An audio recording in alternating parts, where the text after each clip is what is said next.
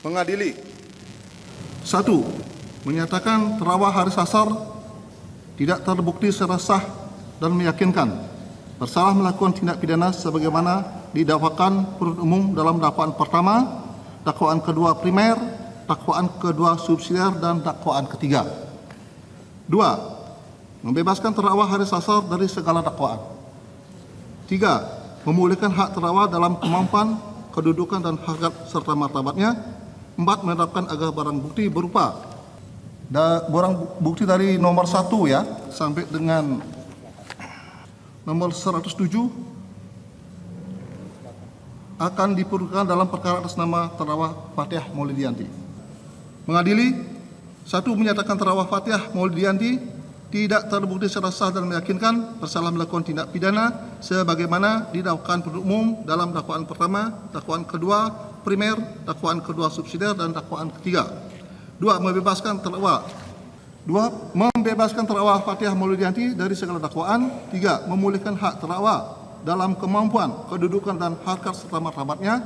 4. Menetapkan agar barang bukti berupa barang bukti dari 1 sampai dengan 14 terlampir dalam berkas perkara. Barang bukti nomor 15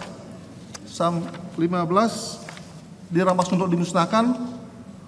Barang bukti nomor 16 dirampas untuk dimusnahkan. Barang bukti nomor 17, 18, 19 terlampir dalam berkas perkara. Barang bukti nomor 20 sampai dengan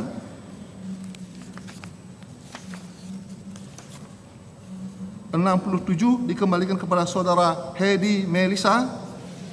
Barang bukti nomor 68 sampai dengan bukti 88 dikembalikan kepada saudara Dwi Partono. Kemudian barang bukti nomor 89 terlampir dalam berkas perkara. Barang bukti nomor 91 dikembalikan kepada saudara Paulus Prananto. Barang bukti nomor 92 dan 93 terlampir dalam berkas perkara. Barang bukti nomor 94 sampai dengan 107 terlampir dalam berkas perkara. Dan barang bukti nomor 108 dikembalikan kepada yang berhak. Dan barang bukti nomor 109 tetap terlampir dalam berkas perkara. 5. Membebankan biaya perkara kepada negara. Demikian diputuskan dalam rapat musyawarah majelis hakim pada hari Kamis tanggal 4 Januari 2024 oleh kami Cokora Gede Arnai SHMH sebagai Ketua Majelis, Muhammad Johan Arifin SH dan Agam Syarif Baharudin SHMH masing-masing sebagai hakim anggota. Putusan mana diucapkan pada hari Senin tanggal 8 Januari 2024 dalam persidangan yang dinyatakan terbuka untuk umum oleh hakim Ketua Majelis tersebut didampingi hakim anggota dibantu oleh Sul Fikri SHMH sebagai pendiri penggadi, dihadiri oleh Sandi Handika SHMH jasa penuntut umum pada Kejaksaan Negeri Jakarta Timur di hadapan terdakwa yang didampingi oleh tim penasihat hukumnya.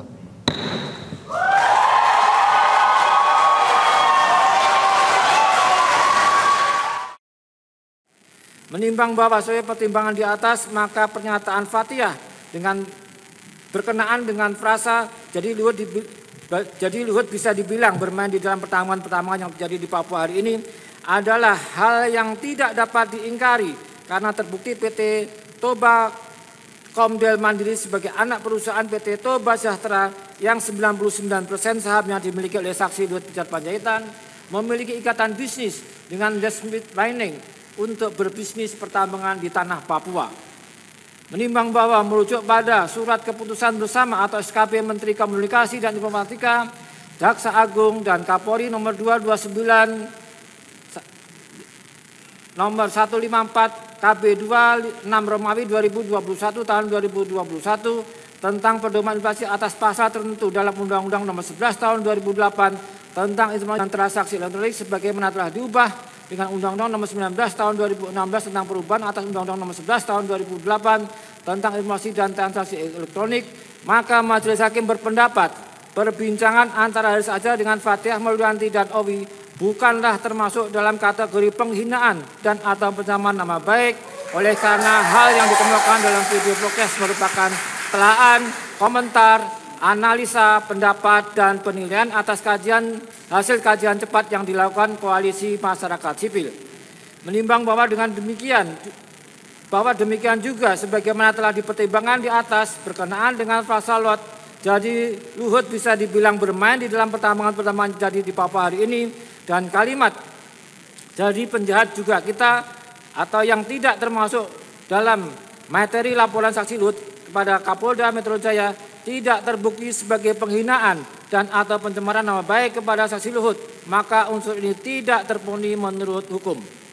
Menimbang bahwa dengan tidak terpenuhnya unsur ketiga ini, maka sepatutnya dinyatakan terdakwa tidak terbukti melakukan tindak pidana dalam dakwaan pertama dan terdakwa harus dibebaskan dalam dakwaan pertama.